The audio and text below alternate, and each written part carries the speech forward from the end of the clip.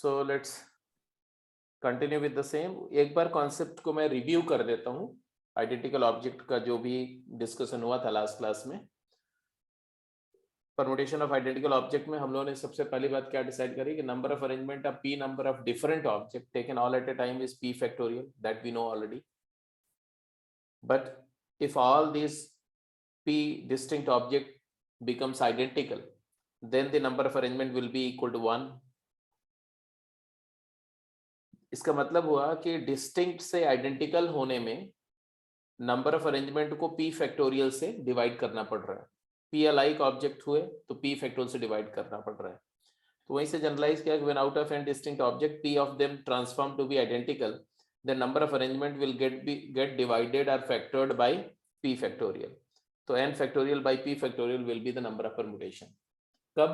जब n object में से p ऑब्जेक्ट सिमिलर हो और बाकी सारे डिफरेंट हो, तो n factorial by p factorial करना पड़ेगा। उसी को जनरलाइज किया गया। जनरलाइज करके क्या आया कि अगर p plus q plus r object हैं जिसमें p ऑब्जेक्ट एक टाइप के हों, क्यू ऑब्जेक्ट सेकंड टाइप के हों और आर ऑब्जेक्ट थर्ड टाइप के हों, और जो एक टाइप के ऑब्जेक्ट हों वो आइडेंटिकल हो, जैसे p number of identical a, q number of identical b, r number of identical c, तो आंसर आएगा p plus q plus r whole factorial by p factorial q factorial r factorial. इसको proof करने का एक दूसरा तरीका भी है, आपको नोट नहीं करना, जस्ट समझना। ठीक है, समझना ये है कि जैसे मान लो हमारे पास में टोटल मान लें कि x नंबर ऑफ अरेंजमेंट है या n नंबर ऑफ अरेंजमेंट है। हमने बोला कि अगर p plus q plus r object है, p alike of this type, q of this type, r of this type, इसके कितने अरेंजमेंट बनेंगे? तो हमने मान लिया n अरेंजमेंट बनेंगे। ठीक है, अब ये जो n अरेंजमेंट बनेंगे इनके, उसमें से हर एक अरेंजमेंट में ये आइडेंटिकल a कहीं ना कहीं पड़े होंगे। अगर इन आइडेंटिकल a को डिफरेंट बना दिया जाए, मतलब a1 a2 a3 ap कर दिया जाए, तो ये identical a if shuffled among themselves will generate p factorial new arrangement. मतलब from each of these n arrangement, if p alike things were different, then we could make p factorial permutation by shuffling them internally, and therefore total number of arrangement will become n times p factorial. फिर मैंने बोला कि अगर ये जो n times p factorial arrangement है, इसमें अभी भी सारे के सारे b आइडेंटिकल हैं और सारे के सारे c भी आइडेंटिकल हैं। अगर हम उसमें से b जो आइडेंटिकल b's हैं उनको b1 b2 b3 ऐसे नंबरिंग कर दें, b1 b2 b3 bq, तो वो सारे b को आपस में शफल करके कितने अरेंजमेंट बनेंगे? तो q ऑब्जेक्ट को अगर सारे डिफरेंट हैं तो उनको आपस में अरेंज करके q फैक्टोरियल अरेंजमेंट बनते हैं। तो एक अरेंजमेंट से q factorial, every arrangement out of this will give you q factorial new arrangement, and therefore number of arrangement will be n times p factorial into q factorial. अब क्या हुआ कि अब सारे ये जो अरेंजमेंट है इनमें सारे a डिफरेंट हो चुके हैं, सारे b भी डिफरेंट हो चुके हैं, बट अभी भी c सारे आइडेंटिकल हैं। अगर उन c's को भी डिस्टिंक्ट बना दिया जाए by numbering them 1 2 3 4 up to r, then each of these arrangement will generate r factorial new arrangement,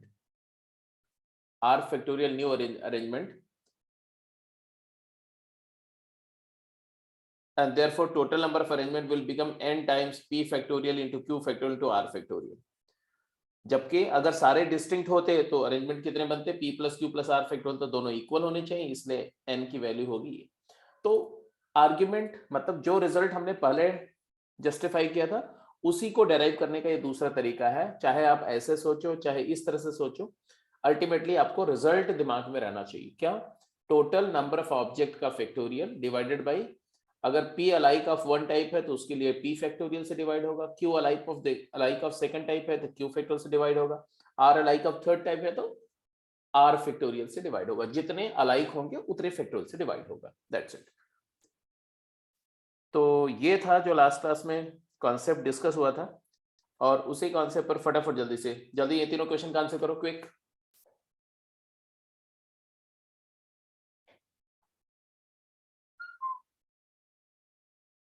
हाँ फटाफट आंसर करिए, क्विक।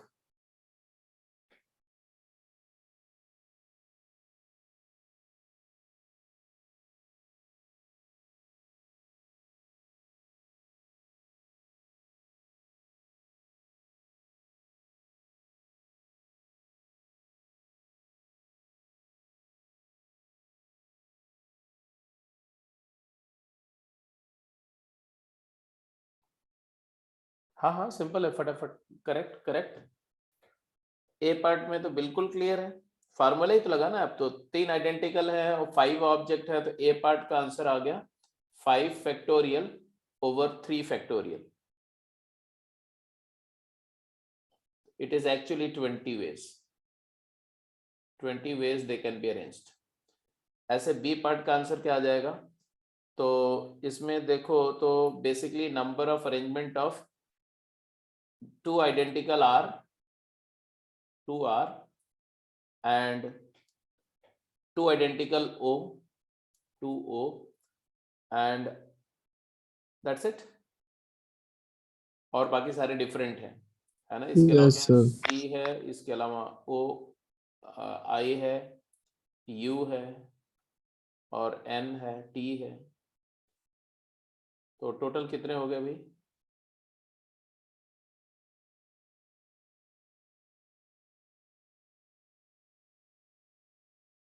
टोटल कितने ऑब्जेक्ट है?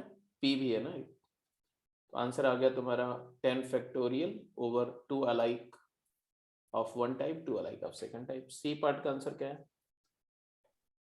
So 10 factorial upon 4 factorial into 2 factorial. 10 Yes, factorial sir. upon 4 factorial for a's, 4 identical a, 2 factorial and for n. 2 factorial for 2 identical n. Is that clear? Yes, sir. चलिए जी, ठीक है। अब जरा मुझे answer करिए इन questions का। Application based है, वही कॉन्सेप्ट वही है, बट थोड़ा सा डिफरेंटली अप्लाई करना है। फटाफट बोलते जाइए। बोल रहे how many numbers can be formed with the digit 1 2 3 4 3 2 1 so that the odd digit always occupy odd places. अब जो हमारे पास डिजिट्स गिवन है वो उनको देखो ध्यान से, तो क्या है? How many digits are there?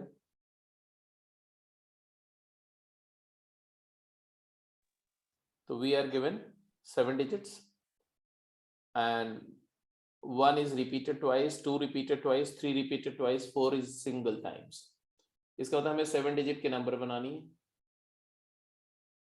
7 digits given है, 7 डिजिट के नंबर। कौन से डिजिट को कितनी बार रिपीट करना है ये हमें दिया हुआ है। हम अपनी तरफ से मतलब कि फ्री नहीं है कि जैसे चाहे वैसे रिपीट कर लें। तो ये 7 प्लेसेस पर हमें अरेंज करना है। कंडीशन क्या है? कंडीशन है ये फर्स्ट प्लेस है, ये सेकंड है, ये थर्ड है, किसी तरह से नंबर कर दो, कोई फर्क नहीं पड़ता। कंडीशन है कि odd digit occupy odd places. तो ऑड प्लेसेस को मार्क करो तो 1 3 5 7, these are the 4 odd places, and in these 4 odd places what you are supposed to arrange? You have to arrange the odd digits. कौन कौन से digits? कौन कौन से digit को अरेंज 1 करना है? 3. तो number of ways of arranging 2 identical 1 and 2 identical 3. In how many ways? 4 factorial over 2 factorial into 2 factorial ways. And how many places are left out? 3 places are left out. In these left out places, what we are supposed to do? We have to arrange the rest of the digits like 2 identical 2 and 1 4. How many ways it can be done? 3 factorial by 2 factorial. अब ये जो हमारे पास number of ways आ रहे हैं, odd places पर odd digit को arrange किया, even places पर इवन डिजिट्स को अरेंज किया, और फिर total number of total numbers formed क्या आएगा? Number of total numbers formed. जल्दी बोलो क्या आनी चाहिए? So a 7-digit number will be formed only when all the places are arranged. So odd places का number of arrangement into even places का number of arrangement दोनों multiply होगा, तो आंसर क्या आएगा? 4 factorial over 2 factorial into 2 factorial multiplied by 3 factorial over 2 factorial. So final answer का simplify करोगे तो देखो 4 है, तो ये 3 फैक्टोरियल इंटू 3 फैक्टोरियल मतलब 36/2 18 आ गया, 18 numbers form.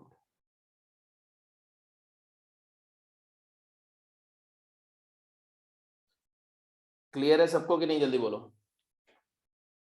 Yes. Yes, sir. तो अगर इस तरह की रेस्ट्रिक्शन के साथ में आपको क्वेश्चन मिलेगा तो आप हैंडल कर जाएंगे। तो let's move to the next question है। हाँ जी, जल्दी आंसर करो।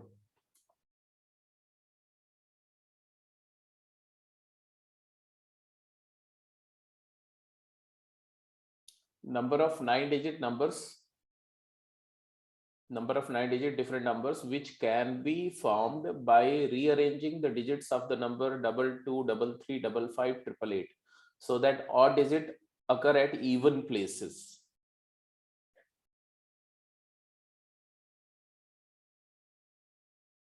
पहले तो टोटल कितनी डिजिट के नंबर बन रही है? 9 डिजिट के नंबर बन रही है।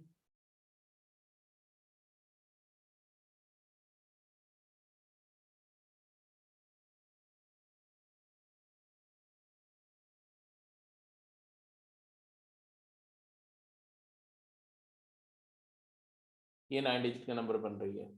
नंबरिंग कहीं से कर दो, ये फर्स्ट है, ये सेकंड है, ये थर्ड है, ये फोर्थ है, ये fifth, sixth, seventh and eighth, ninth.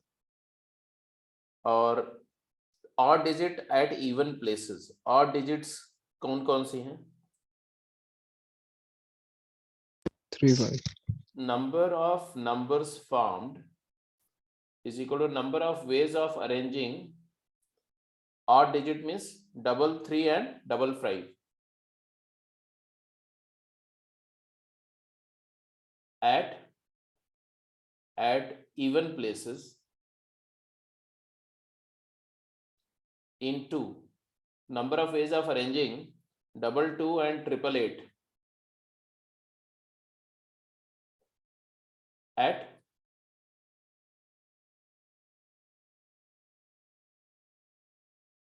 अब इवन प्लेसेस कितने थे बोलो?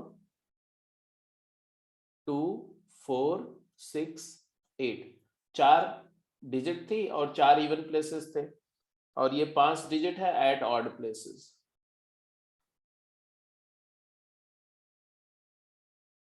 And therefore the answer is, क्या आएगा बोलो? ये इनका अरेंजमेंट का कितना वेज हुआ? 4 factorial by twice 2 factorial into 2 factorial. and into what about them? 5 5 factorial, factorial upon 2 factorial into 3 factorial. 2 factorial to 3 factorial, and net value simplify करके क्या आएगी कैलकुलेट करो। तो आप देख सकते हो कि ये 4 multiplied by 3 factorial will become 4 factorial. This gets cancelled. 5 factorial is 120, 120 by 2 is 60. 60 numbers formed. So your answer is C. Option C will be correct. ठीक है जी, क्लियर है? समझ में आ रही बात? Yes.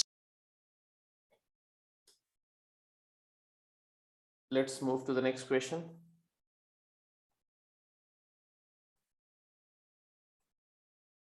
चलिए जी, आंसर करिए। अब ये मान लो आपका टेस्ट हो रहा है, इसका आंसर आपको अपने आप देना है बिना किसी के हेल्प के।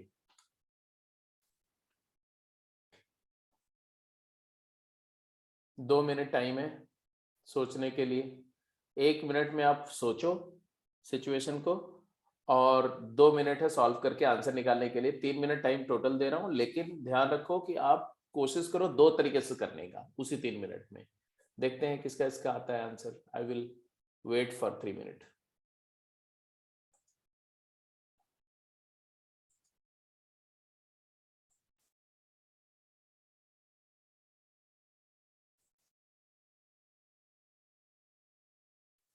लिशा तुम्हारा आंसर क्या है?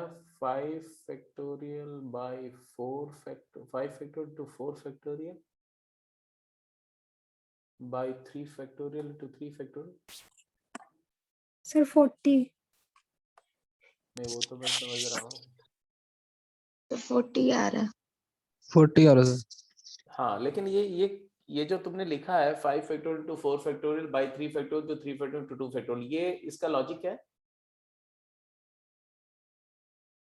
सर पहले मैंने इन सबको डिफरेंट मान लिया राइट।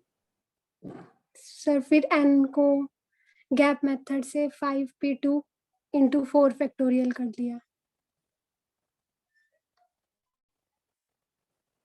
n साथ में नहीं होनी चाहिए ना।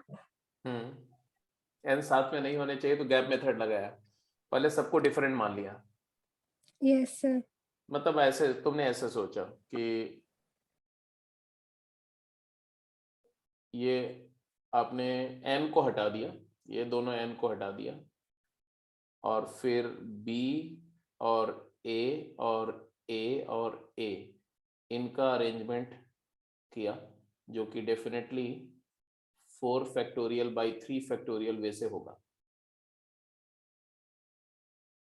क्योंकि इसमें 3 आइडेंटिकल है। इनमें इनके हर एक अरेंजमेंट में आपको गैप मिले 5 गैप्स मिल गए ऐसे। अब ये 5 गैप्स में आपको अरेंज करना इन दोनों n को, तो आपने किसने तरीके से किया? 5p2 या 5c2 ऐसे बोलो। 5 गैप में से कोई 2 गैप सेलेक्ट कर लो और उसमें दोनों n को प्लेस करने का एक ही तरीका, क्योंकि आइडेंटिकल है तो उनका परम्यूटेशन तो होगा नहीं, तो जितने वैसे आप 2 गैप सेलेक्ट कर सकते हो। तुम्हारा आंसर आ गया 4 factorial by 3 factorial into 5 factorial by 3 factorial into 2 factorial. ठीक है, यही किया था। यस यस ठीक है, सर। तो ये गैप मेथड से हुआ, मतलब डायरेक्ट मेथड बोल दिया ना इसको, डायरेक्टली हमने कैलकुलेट किया। इसी को करने का एक और तरीका भी हो सकता था कि नहीं? Yes sir. क्या? टोटल माइनस में एंड टुगेदर अगर हम साथ में यस सर। कॉम्प्लीमेंट्री मेथड से, उसको क्या बोलते हैं?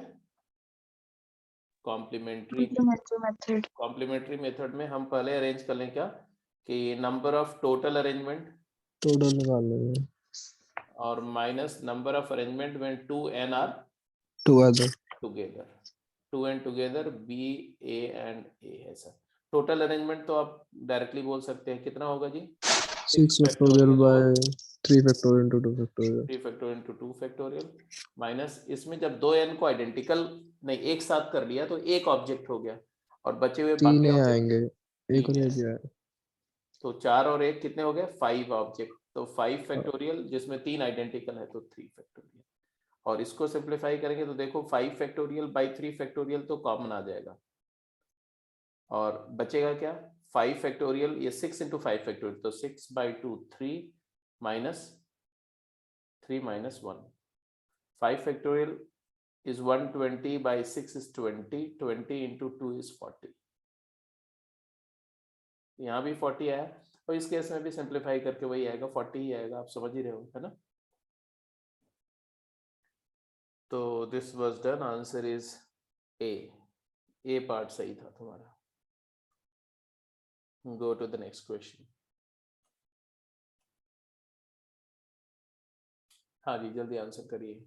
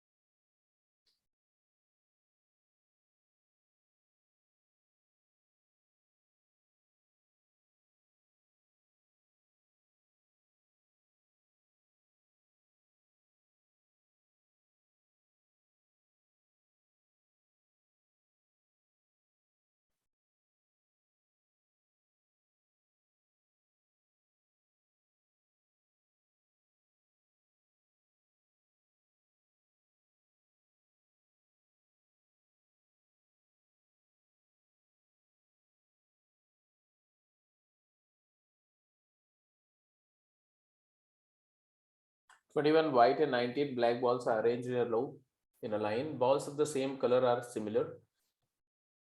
Find the number of arrangement if black balls are separated. पहले केस का आंसर क्या है? 21 white balls है, 19 black balls है, और एक कलर की बॉल एक जैसी बिल्कुल आइडेंटिकल है, तो आपका आंसर क्या है? तो नंबर ऑफ अरेंजमेंट्स कितने बनेंगे? तो टोटल कितनी बॉल्स है? 40 factorial. Yes, sir. Upon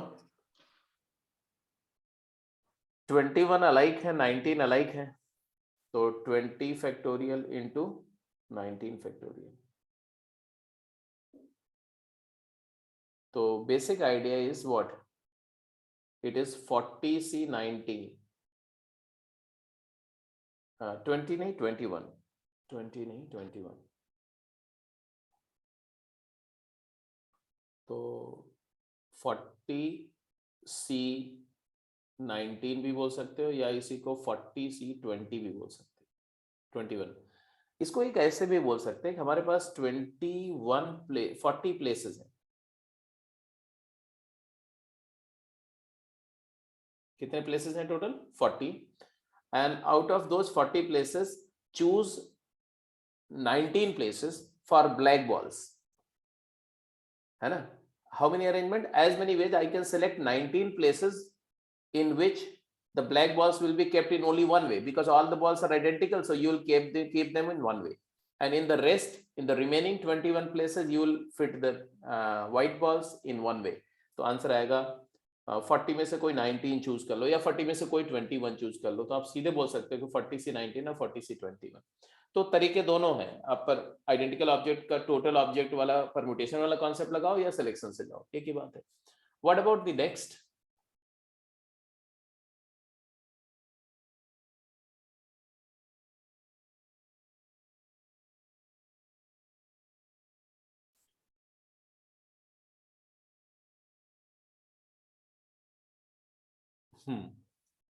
next के लिए क्या आंसर है? Also find the number of arrangement of black balls if black balls are separated. अब क्या करेंगे? ब्लैक बॉल्स are separated है तो क्या करेंगे? Together वाला केस है, subtract. Number of arrangement of white balls,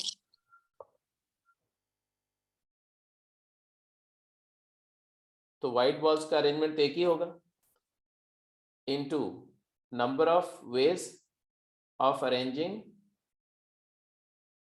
black balls in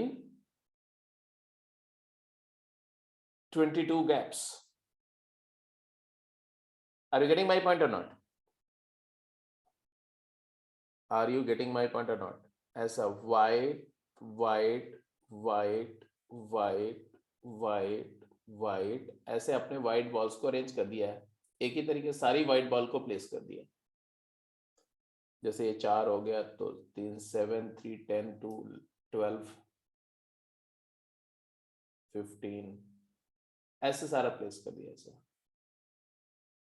जो भी है ना? और फिर इनके बीच ये जो गैप है ना, ये वाले गैप से, इसी गैप में आप जितनी, अगर 21 बॉल्स है तो कितने गैप हैं? 22 गैप्स हैं। ये 22 गैप में 19 ब्लैक बॉल को प्लेस करना है, तो 19 ब्लैक बॉल को प्लेस करने का कितना तरीका होगा?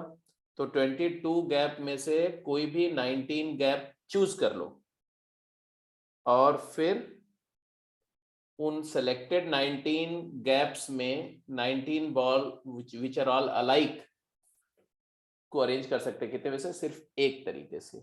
ये बात समझ में आ गई कि नहीं? तो आंसर क्या आएगा टोटल? व्हाइट बॉल को अरेंज करने का तरीका 1 वे, और ब्लैक बॉल्स को 22 गैप में अरेंज करने का तरीका क्या है? 22C 19 ways. Why I use C? Because balls are identical. तो आपको सिर्फ 19 गैप सिलेक्ट करना है। अगर आप P यूज करना चाहते हैं तो ऐसे बोलेंगे 1 वे इंटू, इसके लिए क्या बोलेंगे? 22P 19, assuming that the balls are all different. इतने अरेंजमेंट बनेंगे डिवाइड बाई, बिकॉज 19 बॉल्स हैं जो डिफरेंट की बजाय आइडेंटिकल है तो 19 फैक्टोरियल हो जाएगा। तो बात वही है, 22p19/19 फैक्टोरियल बोलो, इसी को बोलते हैं 22c19, क्योंकि आपको याद होगा कि एनसीआर होता है क्या, एनपीआर अपॉन आर फैक्टोरियल। तो आंसर आ गया 22 factorial upon 19 factorial into 19 factorial into 3 factorial. Yes. Is that clear? हाँ यार जल्दी बोलो भाई, क्लियर है ना? सर एक Yes, डाउट है हम्म। सर, जैसे यहाँ पे लिखा है black balls are separated, so without gap method करे वो टुगेदर लेके, मतलब एक ही बॉक्स में ब्लैक बोल्स को डालकर नहीं कर सकते थे, मतलब कॉम्प्लीमेंट्री वाला? डाउट तुम्हारा इंग्लिश का है, मैथ्स का तो है नहीं। बट फिर भी नहीं पढ़ो, उसको पढ़ो, क्या लिखा हुआ है। If black black ball. Balls are separated, इसका मतलब क्या हुआ कि no two black shall occur together. Okay sir. इसका ब्लैक बॉल्स आर सेपरेटेड का मतलब है कि no two blacks are occur together. ठीक सर है, मेरे को लगा सारी ब्लैक से हाँ सेपरेट डिवाइड से। हाँ मैं समझ रहा था कि वही तुमने सोचा होगा कि सारी ब्लैक बॉल एक तरफ हो जाए, है ना, ये सोचा हाँ होगा जी हाँ, एक तभी वो साथ। टुगेदर लेके करा था। हाँ तो उसमें वो ब्लैक बॉल्स को सेपरेटेड नहीं लिखेंगे, उसके बाद उसमें लिखेंगे when all black balls are together. Okay sir.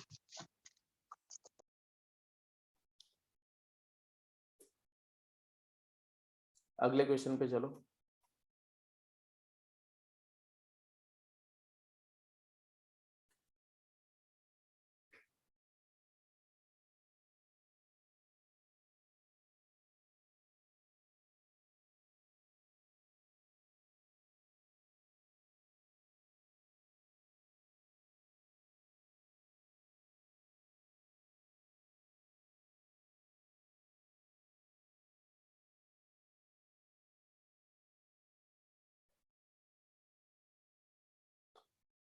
तुम्हारे पास जो टोटल है वो 3 आइडेंटिकल ए है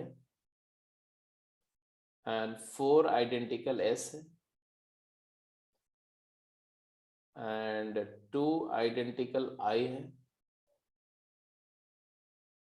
एंड 2 आइडेंटिकल एन है। इसके अलावा आपके पास में टी है और ओ है। टोटल कितने लेटर्स हैं? टोटल कितने लेटर्स है? 4 3 7 7 4 18 11 13 लेटर्स है। 13 लेटर्स हैं जिसमें से ये कॉन्फ़िगरेशन है। अब बोल रहे हैं क्या, find the number of arrange of this letter taken all at a time. तो टोटल नंबर ऑफ अरेंजमेंट तो आप सीधे बोलो 13 factorial divided by 3 factorial into 4 factorial into 2 factorial का होल स्क्वायर। ये टोटल अरेंजमेंट होंगे विदाउट एनी रेस्ट्रिक्शन। अब इसके कुछ पार्ट्स आंसर करने हैं आपको। पहला एक एक पार्ट आंसर करते जाइए। पहला पार्ट, दूसरा पार्ट। पहला पार्ट का आंसर क्या है? No two vowels are consecutive. Vowels कौन कौन से हैं? 3A 2I and O।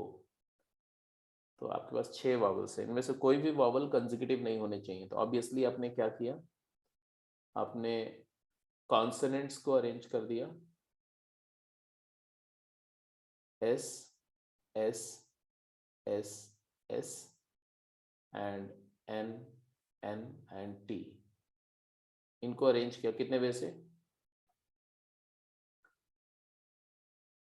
7 factorial by 4 factorial into 2 factorial, and out of these, each of these arrangements you will find the gaps in which the vowels are to be placed. How many gaps you will get? 8 gaps होंगे, और उन 8 gaps में 6 vowels को place करने के कितने तरीके हैं? 8 factorial divided by 3 alike a, तो 3 फैक्टोरियल, 2 alike I, तो 2 factorial. So this is your answer. I hope you agree. ये आंसर है ना सबका? Yes sir. अगले पार्ट पे जाइए. लीशा ने बोला 8p6 into 8 factorial by 4 factorial into 2 factorial.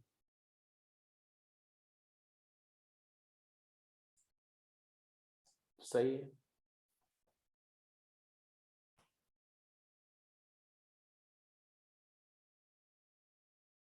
लीसा का स्टेटमेंट समझ में आ गया?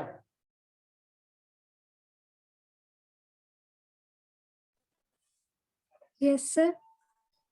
लीसा का स्टेटमेंट सबको समझ में आ गया? सर वही पुराने वाला ही है क्या पुराने वाले? जो पहले करते थे. 8p6 मतलब यहाँ पे वो रिपीटेड है तो हमने नीचे वो 3 फैक्टोरियल into 2 फैक्टोरियल करा, बाकी वो 8p6 अपॉन में वही डिवाइड करा. सेम ही है. नहीं मैं समझा नहीं क्या तुम बोल रही थी. सर मतलब सेम ही है जैसे पहले करते थे. एक्सप्लेन करो.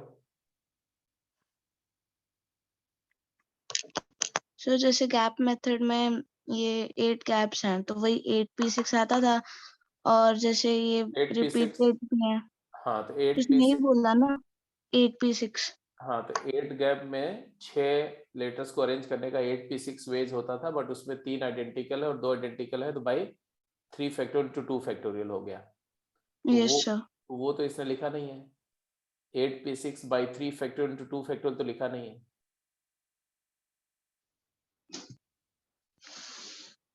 सर मेरे को लगा कि उसने भी पहले वाला बोल दिया.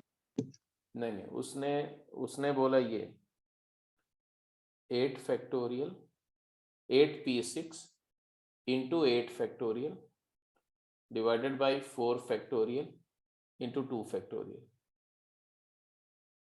ये बोला. Yes sir.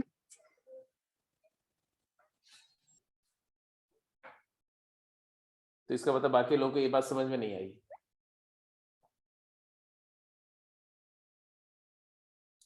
लीशा तुम एक्सप्लेन करो. सर बाकी 7 वर्ड्स थे. क्या तेरी आवाज नहीं आ रही क्लियर? सर 7 वर्ड्स थे बाकी जो. 7 लेटर्स थे. Yes sir. बचे हुए 7 लेटर्स थे. हाँ 8 गैप्स थे, फिर 8 गैप्स हो गए और 6 वोवल्स, तो 8p6 into 8 फैक्टोरियल जो वो 8 वर्ड्स थे divided by 4 factorial into 8 2 word नहीं, फैक्टोरियल. 8 लेटर्स थे. कौन से 8 लेटर्स? यस. कौन से 8 लेटर की बात कर रहे हो आप? कॉन्सोनेंट. कॉन्सोनेंट. कॉन्सोनेंट कितने हैं टोटल? 7. तो 8 की बात कैसे कर रहे हो? सर मैंने गलत किया हुआ है शायद. तुम्हें लिखना चाहिए था 8p6 by 3 factorial into 2 factorial, yes. और उसके लिए 7 factorial by 4 factorial into factorial into 2 factorial. तो 8 फैक्टोरियल लिखना गलत था, तो उसमें थोड़ा सा मिस्टेक हुआ, और ये वाले भी मिस कर गए थे आप. Yes sir. चलो बी सेकंड पार्ट पे आ जाओ. सेकंड पार्ट पे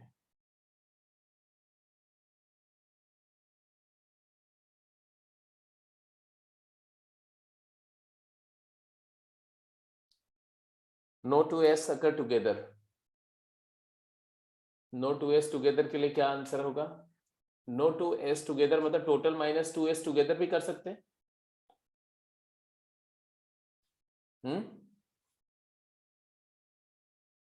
नहीं कर सकते? Yes sir. क्या क्या यस सर? कर सकते हैं total minus 2s together. Total minus 2s together या 3s टुगेदर या 4s टुगेदर? या total minus all S together? चारों केस लेने पड़ेंगे। हाँ, उसके वो नहीं कर सकते, उसमें बहुत टाइम लगेगा, क्योंकि total minus all 4s together, 3s together, 1 separated, 2s together, 2s together, वो सारे तीनों केसेस को माइनस करना पड़ेगा, तब आएगा नो 2s टुगेदर। इसलिए gap method is more convenient in this case. और गैप मेथड के लिए हम क्या करेंगे आप जानते ही हो, s को हटा दो, बाकी सारे को अरेंज कर लो। किसको किसको अरेंज करेंगे? a को 3a है और 2i है और 2n है और t है और o है, इन सबको अरेंज करने का कितना बेस हुआ? तो वही 4s हट गया, दैट्स इट। तो 9 factorial divided by 3 factorial into 2 factorial into 2 factorial, ये हमारा रिमेनिंग लेटर का अरेंजमेंट हुआ। और इन लेटर्स के हर एक अरेंजमेंट में आपको मिल गए गैप। कितने गैप मिल गए? 9 या 10? 10 गैप आ गए। ये 10 गैप में हमें अरेंज करना है किनको? 4 आइडेंटिकल एस को। तो ऑब्वियसली 10C4 वेज, क्योंकि परम्यूट तो कर नहीं सकते, 4 कोई प्लेसेस सेलेक्ट करो उसमें डाल दो, एक तरीके से। बिल्कुल सही बात है। तो ये आंसर है तुम्हारा, और यही आंसर आई थिंक दिया भी था कुछ लोगों ने। 10C4 into 9 factorial into 3 factorial into 2 factorial, थोड़ा सा गड़बड़ हो गया था। लीशा तुमने थोड़ी सी मिस्टेक कर दी थी। यशस्वी यस। हाँ, एक 3 फैक्टोरियल एक 2 फैक्टोरियल मिस कर गए। और यशस्वी तुमने क्या लिखा था? ये तुम्हारे आंसर का कुछ पता नहीं चल रहा है। सर मैंने सिंपलीफाई कर दिया था। अच्छा, सिंपलीफाई करके ऐसा आ जाता है क्या? Yes sir. देख लेते हैं, शायद आ जाए। 9 factorial into 10 factorial divided by 3 factorial into 2 factorial into 2 factorial into 4 factorial into 6 factorial. तो तुमने क्या किया सिंप्लीफाई करके? ये तो हो जाएगा, ये 4 फैक्टोरियल हो जाएगा, ये 6 फैक्टोरियल कैंसिल किया। यहाँ से तुमने क्या लिखा है? 10। अच्छा, इससे तो यहाँ आ गया तुम्हारा 9 इंटू 8 इंटू 7, और ये तुम्हारा हो गया 4 फैक्टोरियल। 4 फैक्टोरियल इज 24, 24 3 जा 3 समझ नहीं हुआ ना? यस सर, मैंने सर 10P4 ले लिया था गलती से। 21 into 10 factorial divided bye 4 4 factorial. Factorial. Yes sir. तो ऐसे नहीं करना ना, जल्दबाजी में ऐसी गलतियां नहीं होनी चाहिए। चलो आगे चलो। अब आ जाओ जी, third and fourth part, quick. Remaining part पे जाओ quick.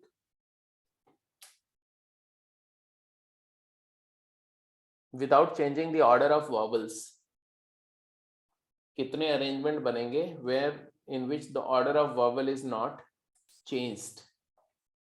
Order of vowel is not changed का मतलब क्या है? सर एक ही कॉम्बिनेशन हो जाएगा पांचों का बस। वॉवल्स का ऑर्डर नहीं चेंज होने का मतलब क्या है कि वॉवल्स का ऑर्डर देखो, अगर लेफ्ट से राइट में जाओ तो पहले ए दिख रहा है, फिर ए दिख रहा है, फिर आई दिख रहा है, फिर ए दिख रहा है, फिर आई दिख रहा है, फिर ओ दिख रहा है। तो ये ऑर्डर नहीं चेंज होना चाहिए, ये ऑर्डर फिक्स होना चाहिए। वो वॉवल्स कहां अपीयर हो रहे हैं इससे कोई फर्क नहीं पड़ता, but this order has to be kept intact. अब बोलो कितने वेज होंगे?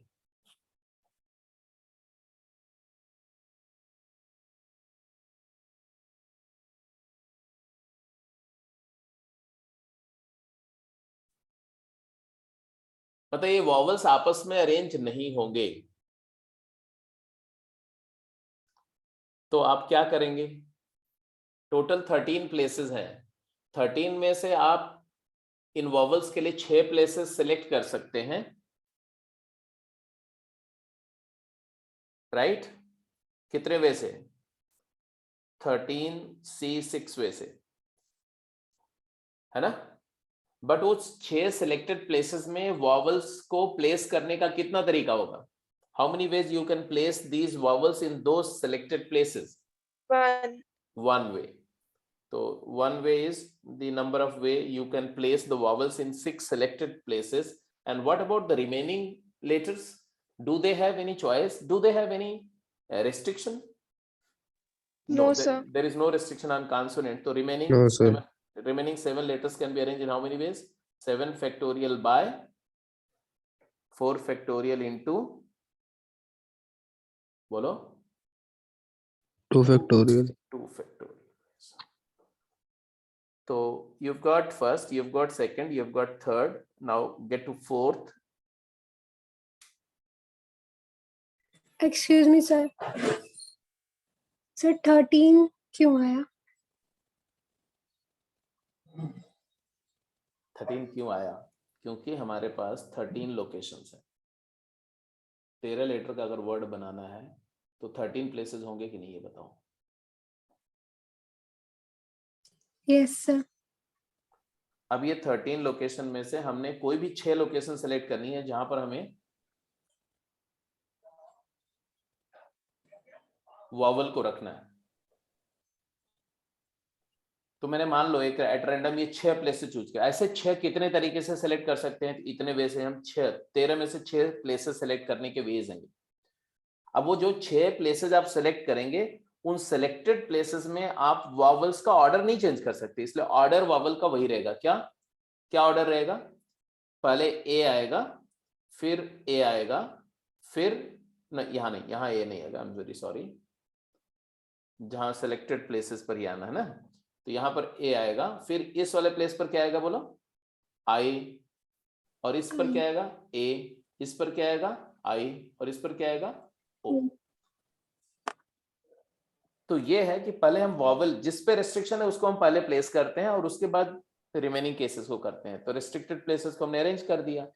अब ये अरेंजमेंट कितने तरीके से होगा? तो 13C6 वे से होगा। Okay. और बचे हुए अरेंजमेंट को जैसे बचे हुए लेटर्स को जैसे चाहे वैसे अरेंज कर लो। अब आ जाओ फोर्थ का आंसर क्या है, जल्दी बोलो।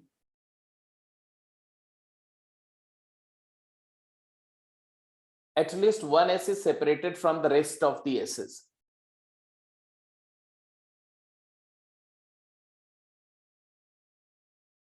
कम से कम एक S रेस्ट से सेपरेटेड है। तो इसके लिए तो सबसे बेस्ट तरीका क्या है कि number of total arrangements minus number of arrangement when all S together.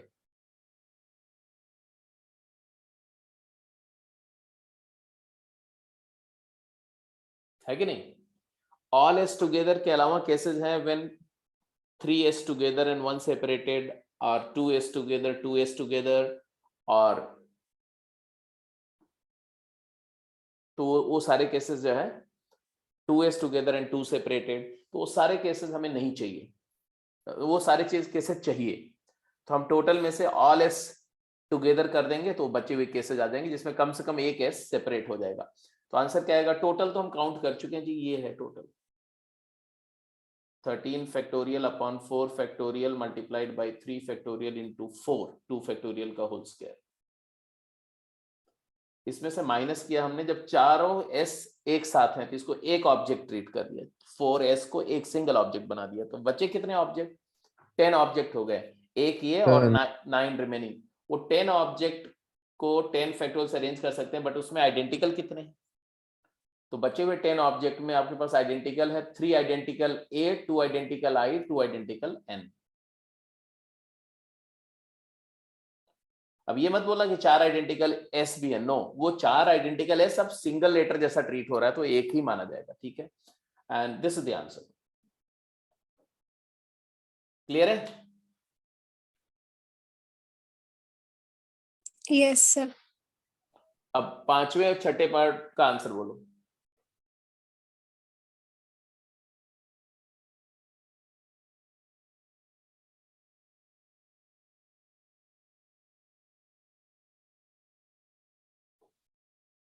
Keeping the position of each vowel fixed, क्या किया एक्सप्लेन करो।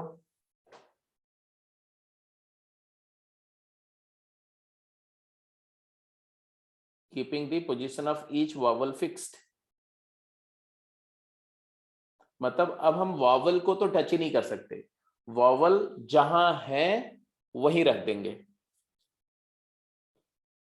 और सिर्फ कॉन्सोनेंट को अरेंज कर सकते हैं, और सिर्फ कॉन्सोनेंट को अरेंज कर सकते हैं, तो डेफिनेटली आपका आंसर आ गया क्या? 7 factorial upon 4 factorial into 2 factorial, क्योंकि वॉवल्स को तो हम छेड़ ही नहीं सकते, उनकी पोजीशन वहीं रखनी पड़ेगी हर एक वॉवल की। बिल्कुल ठीक है जी। नाउ लास्ट पार्ट का आंसर करो। देखो इसमें ना ये जितने भी ऐसे क्वेश्चन है, permutation combination as a whole topic पर देखो तो आपको एक बात समझ में आ रही होगी कि English is predominant than mathematics, because mathematics is very simple. Once you understand how to formulate, then maths कम हो गई और उसकी लैंग्वेज समझना, उसको इंटरप्रेट करना वो ज्यादा इंपॉर्टेंट है। तो गलतियां लैंग्वेज के इंटरप्रिटेशन पे ज्यादा होंगी, इसलिए उसका ध्यान रखना। Without changing the relative order of vowel and consonant, मतलब समझ रहे हो? Relative order of vowels versus consonant का रिलेटिव ऑर्डर नहीं चेंज होना चाहिए। इसका मतलब क्या है? इसका मतलब यह है कि इस ओरिजिनल वर्ड में देखो तो क्या है, आपने क्या समझा? पहले मैं बोलूंगा कि पहले प्लेस पर क्या है? वॉवल है। दूसरी प्लेस पर क्या है? कॉन्सोनेंट है। तीसरे पर क्या है? कॉन्सोनेंट है। चौथे पर क्या है? वॉवल है। पांचवें पर क्या है? कॉन्सोनेंट है। छठे पर क्या है? कॉन्सोनेंट है। सातवें पे वॉवल है और आठवें पे कॉन्सोनेंट है। नौवें पे वॉवल है। 10वें पे कॉन्सोनेंट है। 11th पे वॉवल है, फिर वॉवल है और लास्ट पे कॉन्सोनेंट है। So these are the 13 places, और वो 13 प्लेसेस में क्लियर दिख रहा है कि कहां पर कॉन्सोनेंट कहां पे वॉवल है। तो वॉवल्स की जब हम बात करेंगे तो वॉवल्स वर्सेस कॉन्सोनेंट की पोजीशन रिलेटिव ऑर्डर नहीं चेंज होना चाहिए। मतलब जिन जगह पर हमने वॉवेल लिखा हुआ है वहां पर वॉवेल ही आना चाहिए, और जिस जगह पे कॉन्सोनेंट लिखा हुआ वहां पर कॉन्सोनेंट ही आना चाहिए। अब कॉन्सोनेंट आपस में शफल हो सकते हैं और वॉवल्स आपस में शफल हो सकते हैं, तो वॉवल वर्सेस कॉन्सोनेंट का रिलेटिव ऑर्डर चेंज नहीं होगा। तो obviously how many ways you can arrange vowels at these places? बोलो, number of ways of arranging vowel at places of vowel। तो vowel है कितने? 6 factorial upon 3 factorial into 2 factorial. And how many ways you can arrange consonant among themselves? 7 factorial divided by 4 factorial into 2 factorial। Yes। तो इसमें vowel versus consonant का जो relative positioning है वो नहीं चेंज होगी। हाँ, ये नहीं बोल रहे हैं कि ये वाले वॉवल का उस वॉवल के रिस्पेक्ट में पोजीशनिंग नहीं चेंज होनी चाहिए। वॉवल्स का अपना आपस में पोजीशनिंग चेंज हो सकता है और कॉन्सोनेंट का आपस में पोजीशन चेंज हो सकता है। तो इसको बोलते हैं relative order between vowels and consonant shall be fixed, shall not be changed. तो आइडेंटिकल ऑब्जेक्ट के परम्यूटेशंस करते समय किन किन बातों की सिचुएशन आएगी आपके सामने, वो कुछ क्वेश्चन में डिस्कस किया। अब ये क्वेश्चन है number of numbers greater than a million. ये क्वेश्चन नोट कर लो, इसको आप होमवर्क ले लो, ठीक है?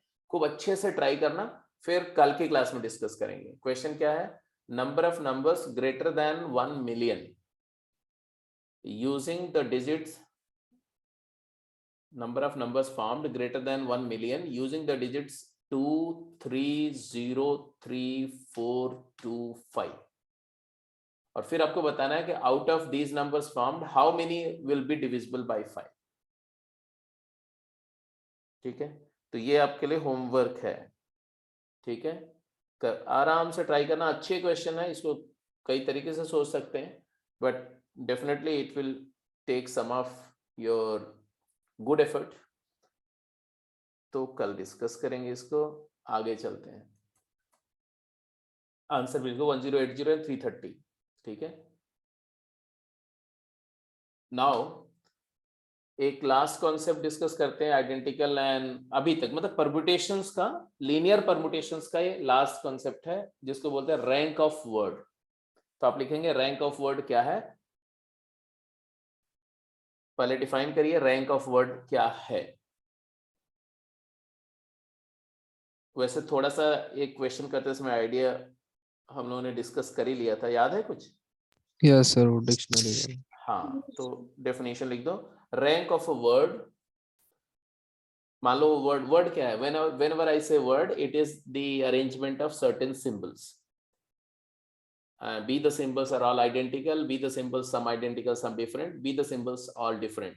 अब वो सिंबल्स नंबर्स हो जाती हैं तो मैंने बोला उनको हम नंबर्स बोलते हैं, न्यूमेरिकल सिंबल होते हैं तो नंबर्स बोलते हैं, तो नंबर्स भी वर्ड है और न्यूमेरिकल वर्ड बोल सकते हैं। और अगर वो सिंबल्स अल्फाबेट्स होते हैं तो उससे हमारा वर्ड्स फॉर्म होते हैं, जो जिसको ऑर्डिनरी टर्म्स में हम लोग वर्ड बोलते हैं।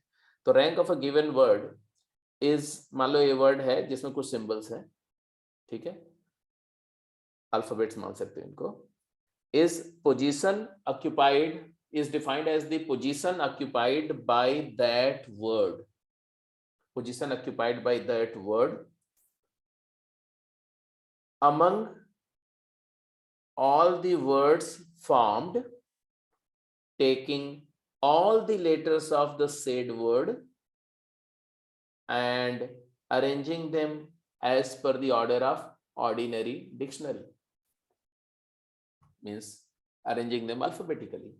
तो कहने का मतलब एक वर्ड गिवन होगा, उसके सारे लेटर्स का इस्तेमाल करके जो टोटल नंबर ऑफ वर्ड बनेंगे, मतलब उसके सारे लेटर्स के जो टोटल परम्यूटेशंस होंगे, अगर उन सारे अरेंजमेंट को, सारे वर्ड्स को आप अल्फाबेटिक ऑर्डर में, डिक्शनरी के ऑर्डर में अरेंज करके एक लिस्ट बना दो, तो उस लिस्ट में उस वर्ड की जो पोजीशन होगी वही उसकी रैंक है। This is the definition. For example, if I ask you what is the rank of a cat, cat का रैंक क्या है, तो कैट में कितने लेटर्स हैं, तो आप बोलोगे कैट में 3 लेटर्स हैं, ऑल 3 डिस्टिंक्ट हैं। तो नंबर ऑफ वर्ड्स फॉर्म्ड, कितने वर्ड्स बनेंगे इन लेटर्स को यूज करके, तो 3 factorial, that is 6। And if you arrange those words in dictionary, in order of dictionary, तो बेसिकली अल्फाबेटिक सीक्वेंस देखो तो ए है, सी है, टी है, तो पहले ए इनिशियल वाले वर्ड्स आएंगे, कौन से, A C T, A T C, and then C initial वाले आएंगे ना, ए के बाद सी का नंबर आता है, तो सी इनिशियल वाले वर्ड होंगे C A T, and then C T A, and then T initial वाले आएंगे T A C and T C A. तो ये डिक्शनरी के ऑर्डर में वो सारे के सारे 6 वर्ड्स का अरेंजमेंट है। और इस लिस्ट में कैट की पोजीशन क्या है, 3 है, 3rd पोजीशन है ना, तो रैंक ऑफ कैट क्या हो गया, तो रैंक इज 3। तो डेफिनेशन समझ में आ गई, डेफिनेशन समझ में आ गई कि नहीं? Yes sir. फटाफट आंसर करो। टैप का रैंक बोलो, टैप।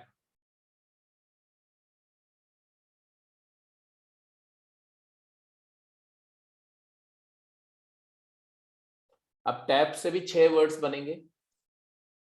अल्फाबेटिक सीक्वेंस में जाओ तो टैप का अल्फाबेटिक सीक्वेंस है एपीटी, तो टी सबसे लास्ट वाला है, तो ए वाले सारे बन जाएंगे 2, पी वाले सारे बन जाएंगे 2, फिर टी वाले बनेंगे, तो टी वाले में सेकंड लास्ट तो 5 है। टैप की रैंक क्या होगी, 5। 5 है सर। तो जब ऐसे अगर मैंने बोला कि स्टार की रैंक बोलो, स्टार की,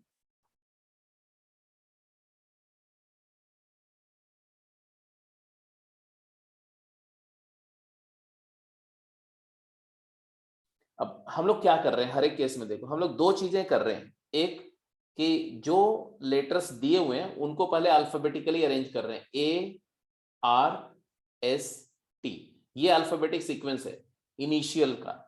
तो ए इनिशियल वाले पहले काउंट करेंगे, ए इनिशियल के कितने होंगे, क्योंकि हमारा वर्ड जो डिजायर्ड वर्ड है तो एस इनिशियल वाला है, तो एस इनिशियल के पहले ए और आर इनिशियल वाले काउंट होंगे, तो ए इनिशियल वाले कितने होंगे, तो ए को पहले प्लेस पे रख करके जितने वैसे अरेंज कर सकते हैं 3 फैक्टोरियल। आर इनिशियल वाले कितने होंगे, तो आर को पहले प्लेस पे फिक्स करके 3 फैक्टोरियल। 37, अरे भाई इसके टोटल 4 फैक्टोरियल अरेंजमेंट होंगे, तो 24 ही तो लेटर बनेंगे, तो 37 कैसे आ जाएगी रैंक? तो कॉमन सेंस भी लगाओ ना कि 24 वर्ड्स फॉर्म हो रहे हैं और तुमने बोल दिया रैंक 37 है, ऐसा नहीं बोलना चाहिए ना। Are you getting Yashasvi? Yes, sir. तो ए वाले काउंट कर लिए, आर वाले काउंट कर लिए। अब ए एंड आर के बाद किसका नंबर आएगा? एस का आएगा। तो एस का जब नंबर आएगा तो एस का काउंटिंग करते समय आपको थोड़ा कंट्रोल करके काउंट करना है। क्यों? क्योंकि एस के बाद, अब एस देखो, एस के बाद क्या चाहिए? एस के बाद क्या चाहिए? जो चाहिए उसके पहले वाले काउंट करना है हमें। तो एस के बाद अगला लेटर, सेकंड लेटर क्या चाहिए हमें? टी चाहिए। टी। बट एस तो हमने क्रॉस कर लिया क्योंकि एस तो हमारा पहला पोजीशन पे फिक्स हो गया। अब नेक्स्ट हमें टी चाहिए, बट टी से पहले सीक्वेंस में क्या है? Alphabetic A. सीक्वेंस में टी से ए पहले आएगा। A and R. Yes. S के बाद हमें टी चाहिए, बट टी से पहले सीक्वेंस में ए आता है और आर भी आता है। कहने का मतलब क्या है? कहने का मतलब ये है कि S T, first two initial S T हो, उससे पहले first two initial S A वाले वर्ड बनेंगे एंड एस आर वाले वर्ड बनेंगे। Are you getting my point और not? Yes Yes. Sir. S A वाले कितने बनेंगे? तो एस और ए तो दो प्लेसेस पर दो को 2 फैक्टोरियल 2 बनेंगे, और ये वाले भी 2 बनेंगे। अब एस भी फिक्स हो गया, टी भी फिक्स हो गया, तो हमारा ये 2 फिक्स हो गया। तो जो फिक्स हो गया ना, उसको यहाँ लिस्ट में से हटा दो, क्योंकि ये 2 हमने यूज कर लिए। अब एस टी के बाद अगला क्या चाहिए हमें? ए। ए चाहिए, और ए से पहले कोई है क्या ए ही सीक्वेंस? आएगा तो। नहीं है, तो ए अपने आप आ जाएगा, क्योंकि हम यस सर। काउंट क्या कर रहे हैं? हम जो वर्ड को टारगेट कर रहे हैं उससे पहले कितने फॉर्म हो रहे हैं उनको काउंट कर रहे हैं। ठीक है, तो एस टी ए आ गया। अब ए आ गया, ए के पहले कुछ नहीं आया था, इसलिए कुछ काउंट नहीं हुआ, सीधे ए फिक्स हो गया। अब ए के बाद क्या चाहिए? ए फिक्स हो गया तो ए को क्रॉस कर दो। ए के बाद क्या चाहिए? आर। आर चाहिए।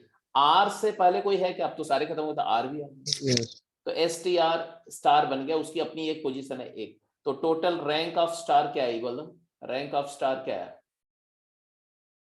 तो आया 3 factorial plus 3 factorial plus 2 factorial plus 2 factorial plus 1। तो टोटल आंसर है 6 6 12 12 4 16 and 16 and 1 17 17th रैंक है इसकी। बात समझ में आ गई कि नहीं? Yes, sir. तो नाउ ये थोड़ा सा हिंट मिल गया होगा कि हमारा अप्रोच क्या होगा काउंट करने का। अब मैं एक प्रॉपर तरीका बता रहा हूं कि कैसे आप काउंट करेंगे। तो एक एग्जांपल लेके कैलकुलेट करते हैं। ये सब तो हो गया, आंसर 17 आ गया, दैट्स ओके। अब एक वर्ड लेते हैं बेटा, उसी से हम पूरा एल्गोरिदम लिखते हैं। तो let's try to figure out the rank of word mother. तो मदर वर्ड की रैंक बतानी है, तो हमें सबसे पहले क्या करेंगे? तो the very first step is write the given word and order of its alphabet. तो पहले जो वर्ड बनाना है वो लिख दो, और उसके अल्फाबेट्स का ऑर्डर भी अरेंज करके लिख दो। तो सबसे पहले E, then H, then M, then O, then R, then T. एमॉट, ये वर्ड चाहिए, this is to be framed, and this is the sequence of letters when they are put in the order of dictionary. And now जो desired first initial है, उस desired first initial के पहले जो letters लाई कर रहे हैं सीक्वेंस में, वो वाले फर्स्ट इनिशियल वाले वर्ड तो पहले फॉर्म होंगे। तो हम जो डिजायर्ड है उससे प्रिसीड करने वाले जो वर्ड्स हैं उनकी काउंटिंग करने जा रहे हैं। ठीक है, तो अब से स्टेप 2 क्या है? स्टेप 2 बोलते हैं क्या कि count the words which are formed या विच अकर या which precede the words having first initial M. तो एम फर्स्ट इनिशियल से पहले ई इनिशियल वाले word and then H initial वाले वर्ड को काउंट कर लो। ई इनिशियल से 5 फैक्टोरियल, एच इनिशियल से 5 फैक्टोरियल। फिर इसके बाद में सेकेंड स्टेप पे जाओ, count the words with initial alphabet lying left of first initial of the given word in alphabetic sequence. यही ये जो किया इसका स्टेप ये है, ये स्टेप है, और ये हमने ऊपर काउंट कर लिया। ठीक है, इसके बाद क्या करेंगे? इसके बाद कंट्रोल्ड काउंटिंग बोलते हैं। जैसे ही the moment the first initial of the word desired word is fixed, तो लिखेंगे as the first letter of the desired word is fixed, mark this letter in the required word and remove it from the alphabetic sequence.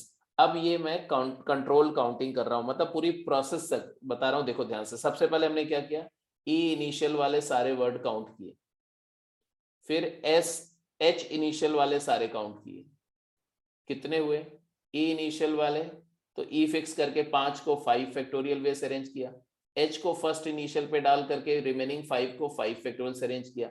अब ये 5 factorial क्यों, क्योंकि सारे 5 object different है, अगर इसी में कुछ आइडेंटिकल होंगे तो आइडेंटिकल परम्यूटेशन लगेगा, ठीक है।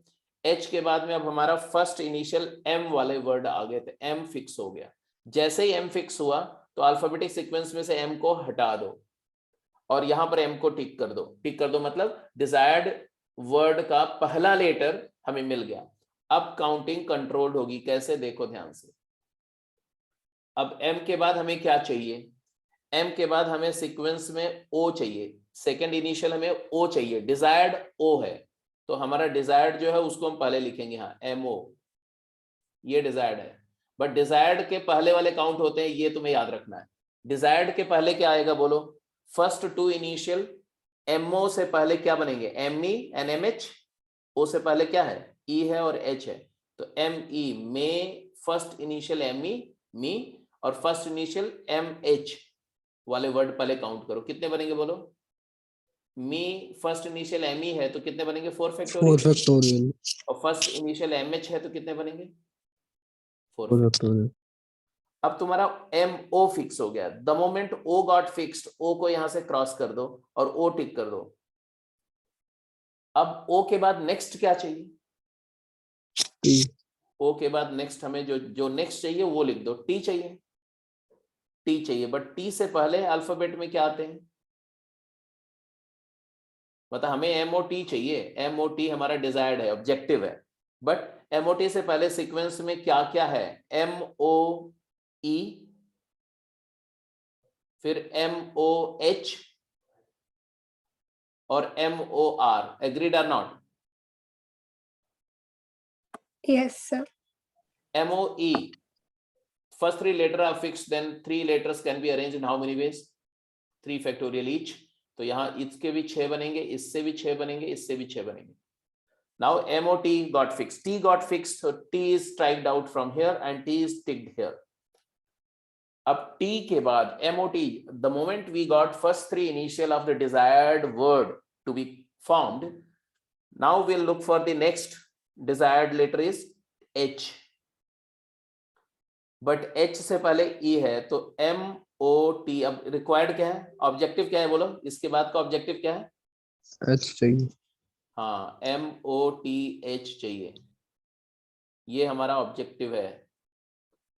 बट इससे पहले क्या बनेंगे, तो H से पहले क्या आता है सीक्वेंस में, E, तो MOTH से पहले MOT मोटे बनेंगे, मोटे, मोटे कितने बनेंगे, तो 4 और ये 2 प्लेस है, तो 2 प्लेस पे 2 अल्फाबेट को कितने में से अरेंज कर सकते हो, 2 फैक्टोरियल। 2 2 factorial, factorial. तो मोटे प्रोनाउंस होने वाले वर्ड बन गए।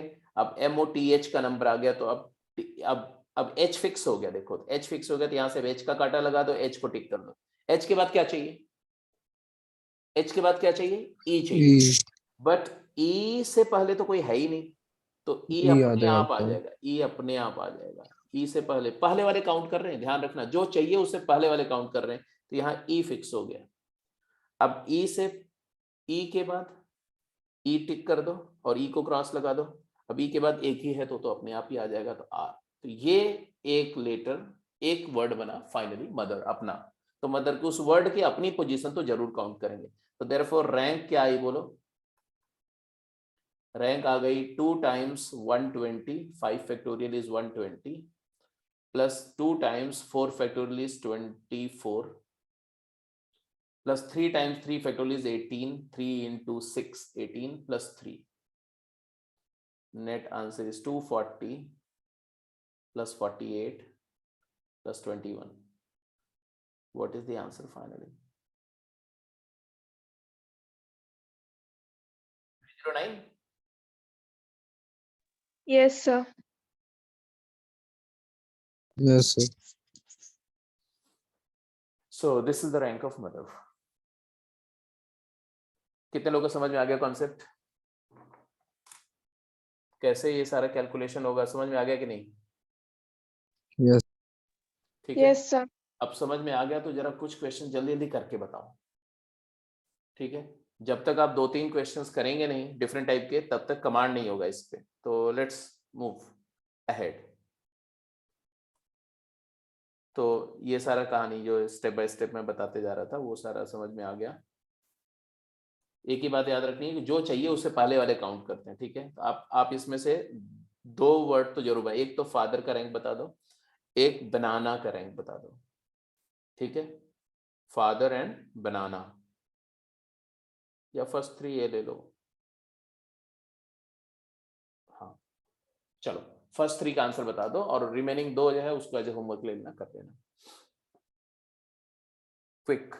फादर का रैंक के लिए क्या करेंगे आप? पहले अल्फाबेटिक सीक्वेंस लिखेंगे। क्या है alphabetic sequence? A, then E E, then F G. F G कहाँ है यार? एफ है, और फिर अगला एफ जी था। एफ के बाद क्या चाहिए? एच, इसके बाद क्या चाहिए? आर, आर के बाद क्या चाहिए? टी। यही है? Yes sir. Yes sir. Okay, तो इसको हमें सॉल्व करना है। तो ऑब्वियस सी बात है कि एफ से पहले ये 2 हैं तो काउंटिंग शुरू हो गई। ए इनिशियल से काउंट कर लो, फिर ई इनिशियल से काउंट कर लो, ये तो फ्री काउंटिंग होगी। और एफ जैसे फिक्स होगा तब कंट्रोल्ड काउंटिंग होगी। तो ए इनिशियल से तो अनडाउट सारे सारे डिस्टिंक्ट हैं, सारे डिस्टिंक्ट है। तो ए इनिशियल से अनडाउटेडली कितने हो गए? 5 फैक्टोरियल, यस सर। और ई इनिशियल से भी 5 फैक्टोरियल। 5 अब एफ इनिशियल जैसे ही फिक्स हुआ तो अब आप यहां से एफ को काटा लगाओ और यहां पर एफ को टिक करो, आगे बढ़ो, बोलते जाओ। आप मुझे बोलेंगे, मैं लिखते जाऊंगा। एफ के बाद नेक्स्ट क्या चाहिए? ए। Yes sir. ए चाहिए। ए से पहले कोई है क्या? No sir. नहीं है, तो ए अपने आप फिक्स होगा, कोई काउंट नहीं आएगा ए पर। ए गॉट फिक्स्ड, ए को स्ट्राइक ऑफ कर दो। अब ए के बाद नेक्स्ट क्या चाहिए? टी। टी, लेकिन टी से पहले लेफ्ट में, टी से पहले सीक्वेंस में कितने हैं? 3 हैं। तो F A E, F A H, F A R, तब जाकर के एफ ए टी का नंबर आएगा। तो एफ ए ई कितने होंगे? बोलो।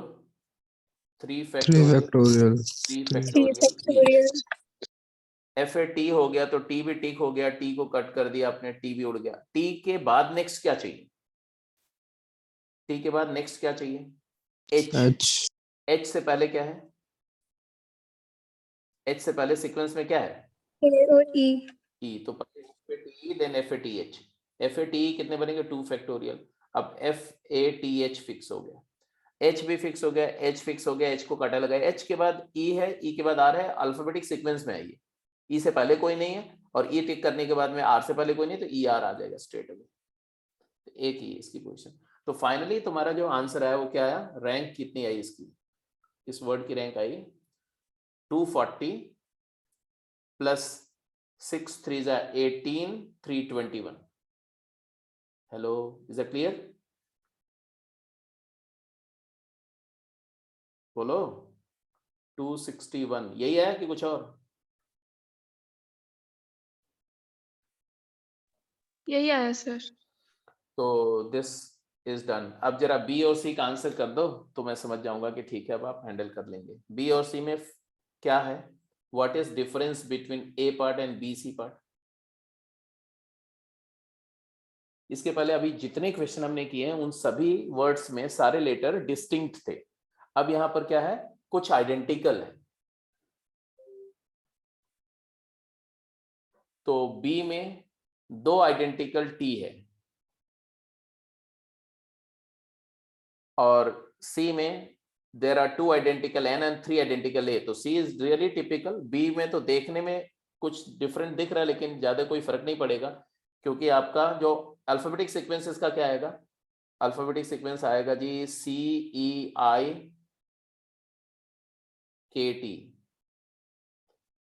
T। तो ऑब्वियसली आपका फर्स्ट इनिशियल T है और T से पहले सीक्वेंस में कितने हैं? T से पहले सीक्वेंस में 4 हैं। तो C इनिशियल से सारे काउंट करो, E इनिशियल से सारे काउंट करो, I इनिशियल वाले सारे काउंट कर लो, K इनिशियल वाले सारे काउंट कर लो, कितने होंगे? सभी से बराबर बराबर आएंगे। क्यों? क्योंकि C को फिक्स किया तो बचे हुए 5 जो हैं उनमें 2 आइडेंटिकल T हैं, तो आंसर क्या आएगा? 5 factorial into 5 factorial by 2 factorial. यहाँ भी वही आएगा 5 फैक्टोरियल बाई 2 फैक्टोरियल। यहाँ भी वही आएगा 5 फैक्टोरियल बाई 2 फैक्टोरियल। यहाँ भी आएगा 5 फैक्टोरियल बाई 2 फैक्टोरियल। हाँ, क्या बोल रहे थे? 291। अच्छा, तो ये टोटल जो काउंट करें ना तो ये आ जाएगा तुम्हारा 120/60, 120/260, 60 ईच, तो 240, तो यही आ गया 60 × 4। अब इसके बाद अब हमारा नंबर टी आ गया। पहला इनिशियल टी जैसे ही आया तो टी को यहाँ से एक कांटा लगा दो और यहाँ से टी, पहला टी फिक्स कर दो। अब टी के बाद क्या चाहिए? आई चाहिए। आई से पहले क्या आएगा? आई से पहले CNE, TC T काउंट करो, TC कितने आएंगे? अब देखो पहला टी फिक्स हो चुका है, 2 आइडेंटिकल टी थे, एक टी तो पहली पोजीशन पे आ चुका है, तो अब बचे हुए सारे अल्फाबेट आइडेंटिकल डिस्टिंक्ट है, तो 4 फैक्टोरियल ईच। अब TCT आ गया, PE के बाद हमें TI का नंबर हमारा आ गया। जैसे I फिक्स हुआ तो I को यहां से टिक कर दो और I को क्रॉस कर दो। यहां से I के बाद क्या चाहिए? C से पहले कोई है नहीं तो C डायरेक्ट आ जाएगा। C के बाद क्या चाहिए? C टिक कर दो, C क्रॉस कर दो। C के बाद हमें K चाहिए, बट K से पहले E है, तो K एंड E। TICE कितने बनेंगे जी? TICE से 2 फैक्टोरियल एंड TICK आ गया, TICK। अब K के बाद क्या चाहिए? K के बाद अब हमने TICE मतलब ICE भी कैंसिल कर दिया ना, E फिक्स हो चुका है हमारा, नहीं C फिक्स हो चुका है, तो C को कट करो यहां से, K को भी हटा दो, K। अब हमें E चाहिए, E से पहले कोई है नहीं और T तो ET आ गई, ET, तो एक पोजीशन इसकी आई। आंसर काउंट करो, टोटल कितना है बोलो? 240 प्लस 24 एंड 24 48 प्लस 3, तो नेट वैल्यू कितनी आई बोलो? 240 प्लस 51 दैट इज 291। तो यही आंसर किसने किसने दिया था? तो यशस्वी ने 291 फर्स्ट लिखा था, पहले अटेम्प्ट में बोला उसने 261 फिर 291। चलो अच्छी बात है, गुड, यू गॉट इट। बनाना का बता दो।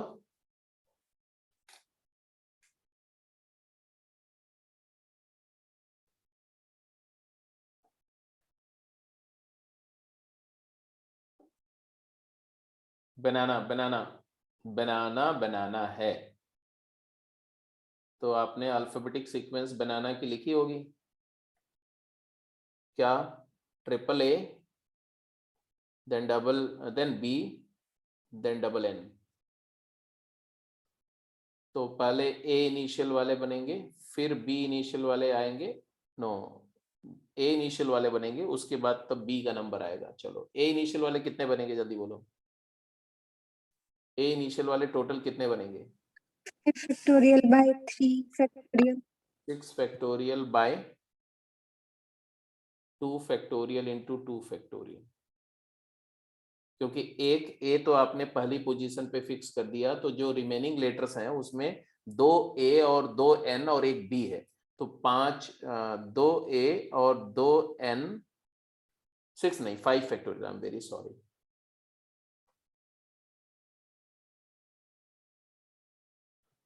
Are you getting my point? Hello, yes sir. अब B की बात कर, जैसे ही आपने B फर्स्ट इनिशियल डिजायर्ड का आ गया तो इसको टिक किया, इसको क्रॉस किया। अब B से नेक्स्ट क्या चाहिए? ए चाहिए, ए से पहले तो कोई है ही नहीं, तो ए फिक्स हो गया अपने आप विदाउट काउंटिंग। अब ए के बाद क्या चाहिए, ए कर दिया, ए के यहां से उड़ा दिया, कोई सा भी ए उड़ा सकते हो। अब ए के बाद हमें एन चाहिए, बट एन से पहले ए है, तो पहले बी ए एन जो डिजायर्ड है उसके पहले वाले काउंट कर लो। तो B A B double A, कितने आएंगे बी डबल ए वाले? अब 2 ए कंज्यूम कर चुके हैं, तो बचे हुए 3 में 2 एन है, तो 3 factorial by 2 factorial. Are you getting my point? अब आ गया B A N, N fix हो गया, एन फिक्स हो गया, एन को टिक करो, एन को क्रॉस करो। अब एन के बाद अगला ए चाहिए, तो ए से पहले सीक्वेंस से पूछा था, ए अपने आप सेट हो जाएगा यहाँ पर। ए टिक करो, ए के उड़ा दो। ए के बाद फिर एन चाहिए, बट एन से पहले ए आएगा, तो यहाँ डिजायर्ड एन है, एन से पहले वाले काउंट करो, तो बी ए एन ए, तो ए एन आएगा, इजंट इट? अरे ए वाले ए एन आएगा, बोलो एक ही बनेगा ना? Yes sir. Yes. और फिर B A N A N A की आएगा। तो टोटल आंसर क्या है भाई? इसका कितना वैल्यू था 30, इसका कितना था 3 एंड 2, तो 35 आ गया। 35th रैंक है इसकी।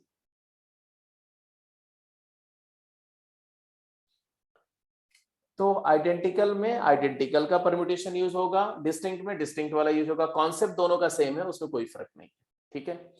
तो आज का डिस्कशन में अब देखो, now we are done with permutation topic completely, except the circular permutation, जो कि बिल्कुल डिफरेंट अलग कॉन्सेप्ट है। तो सर्कुलर परम्यूटेशन एंड कॉम्बिनेशन अब बचा हुआ है। बाकी परम्यूटेशन में कुछ भी क्वेश्चन मिल जाए जो लीनियर परम्यूटेशन का हो, लीनियर अरेंजमेंट का हो, तो आप मैनेज कर सकते हैं। Nothing I need to tell you more in linear permutations, ठीक है।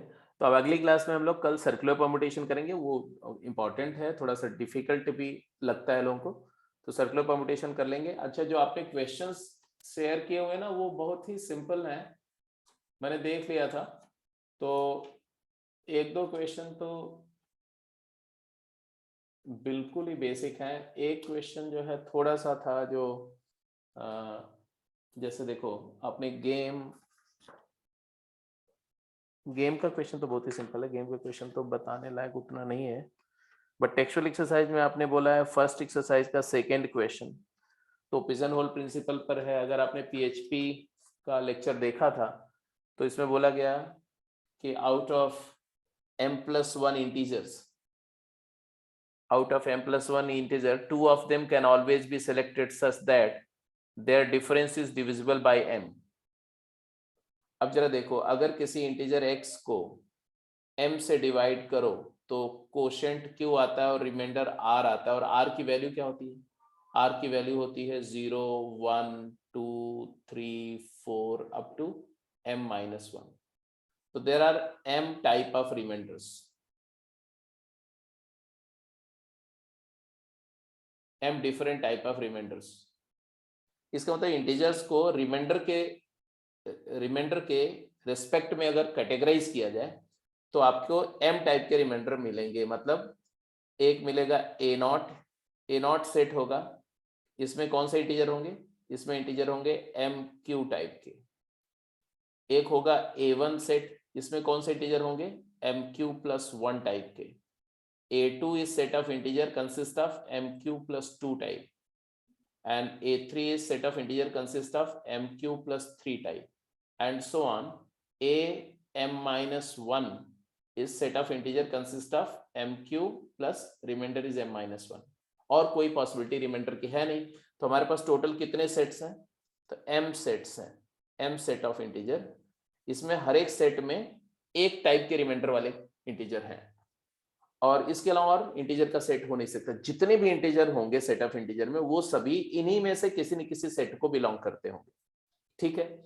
अब बोल रहे हैं कि हम हमेशा m+1 इंटीजर अगर सेलेक्ट करें, रैंडमली m+1 इंटीजर अगर पिक करें, तो उन m+1 इंटीजर में से 2 हमेशा ऐसे मिलेंगे जो जिनका डिफरेंस m से डिविजिबल होगा, या जिनका सम m से डिविजिबल होगा, या जिनका प्रोडक्ट m से डिविजिबल होगा, एंड नन ऑफ दीज, ऐसा।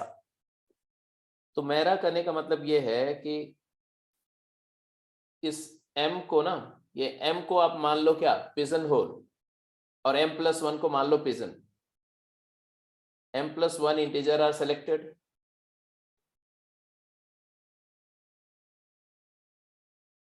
then at least two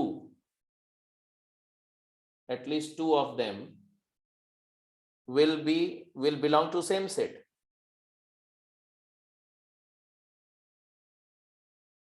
क्योंकि भाई m टाइप के सेट है, m सेट्स अवेलेबल है और m+1 एलिमेंट है, तो m+1 एलिमेंट को अगर m सेट में डालते हैं तो कम से कम 2 एलिमेंट एक सेट में जाएंगे, सेम सेट में जाएंगे।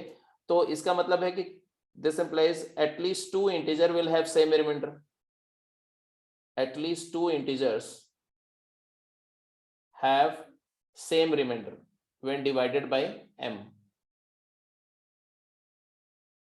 मतलब मान लो एक ai आ गया, उस ai क्या है, मतलब ai नहीं, मान लो एक इंटीजर उसमें से xi है, xi आ गया, xi क्या आ गया,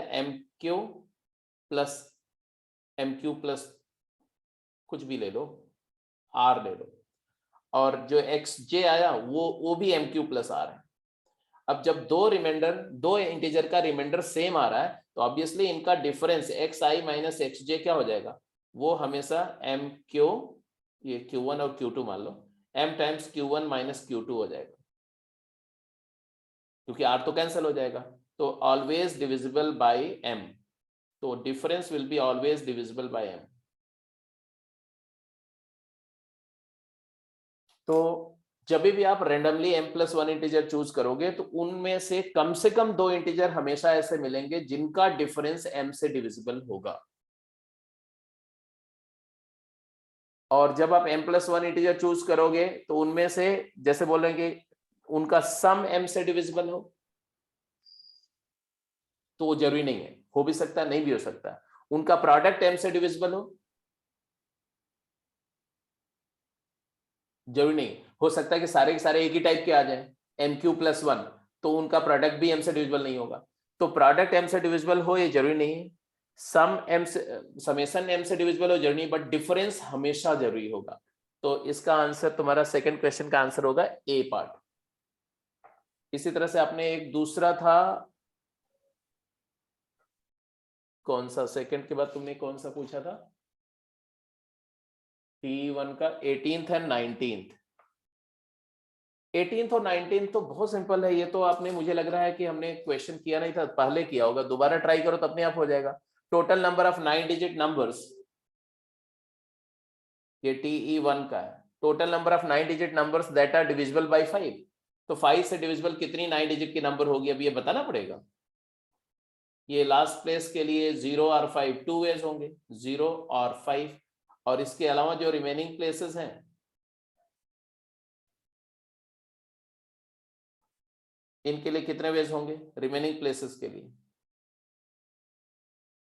तो हर एक प्लेस इसके लिए 9 वेज हैं और रिमेनिंग वेज के लिए आपके पास में 10 वेज ईच है। तो ऑब्वियसली आ जाएगा तुम्हारा 9 into 2 into 10 to the power 6 या 7। तो आंसर आ गया तुम्हारा 18 इंटू 10 टू द पावर 7। तो ये तुम्हारा बेसिकली आंसर डी है, डी ऑप्शन करेक्ट। ऐसे तुम्हारा 19th क्वेश्चन भी सिंपल ही था। 19th क्वेश्चन इसका देखो, the number of different number of 6 digit each without repetition can be formed. तो आपके पास डिजिट्स हैं जी 4 और है 5 और है 6 और है 7 और 8 और 9। इनको यूज करके 6 डिजिट की नंबर बनानी है without repetition, such that they are not divisible by 5, not divisible by 5। तो इसका मतलब क्या है, तो डायरेक्टली सोचो तो 6 डिजिट की नंबर अगर बनानी है और डिविजिबल बाय 5 नहीं होना चाहिए, तो 5 से डिविजिबल, यहां पर 5 नहीं आ सकता, यहां पर 5 नहीं आ सकता।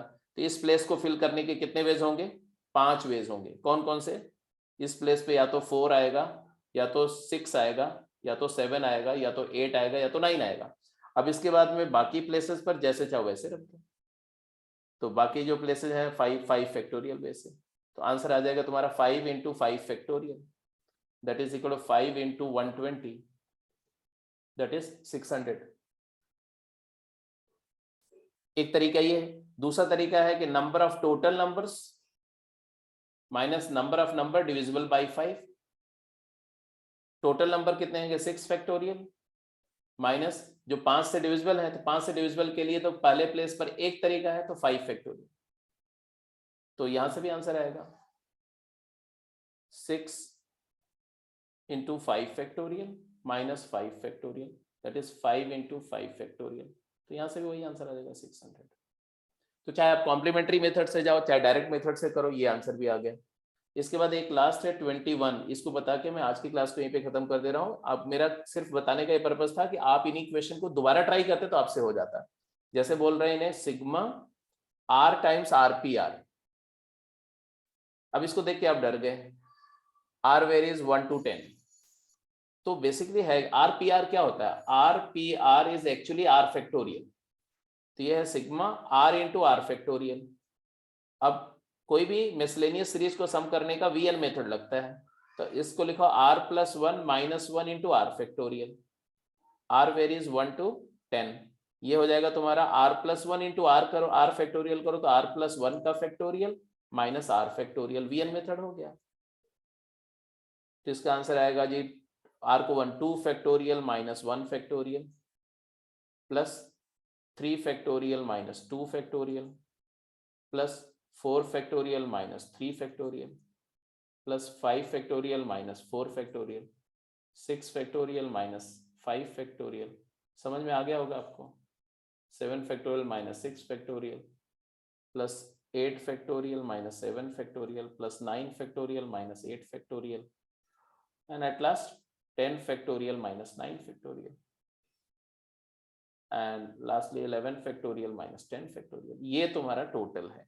अब इसमें से कैंसिल होगा, देखो तो सब कैंसिल होगा, ये इससे कैंसिल हो जाएगा, ये इससे कैंसिल हो जाएगा, ये इससे कैंसिल हो जाएगा, ये इससे कैंसिल हो जाएगा, ये इससे कैंसिल हो जाएगा, ये इससे कैंसिल हो जाएगा, और ये इससे कैंसिल हो जाएगा, ये वाला इससे कैंसिल हो जाएगा, और ये वाला इससे कैंसिल हो। क्या बचा 11 factorial minus 1। This is the answer 11 factorial minus 1। Simplify करके देख लो, 11 पे 11 माइनस 1, तो बी ऑप्शन करेक्ट। ठीक है, तो T1 के जो 3 डाउट थे ये हो गए। ऐसे अगली कल की क्लास में जो बचे हुए डाउट्स भी हो जाएंगे। बट मैं फिर से बोलूंगा कि जो क्वेश्चंस पहले किए थे, अब आप काफी सारे कॉन्सेप्ट सीख चुके हैं, काफी सारे आगे बढ़ चुके हैं, मेच्योरिटी आ गई। दोबारा रिविजिट करो, उन क्वेश्चन को फिर से ट्राई करो। मोर देन 50% तो हो जाएंगे। इक्का दुक्का कोई डाउट रहेगा तो अगली क्लास में कल पूछ लेना। So let's close the call, right.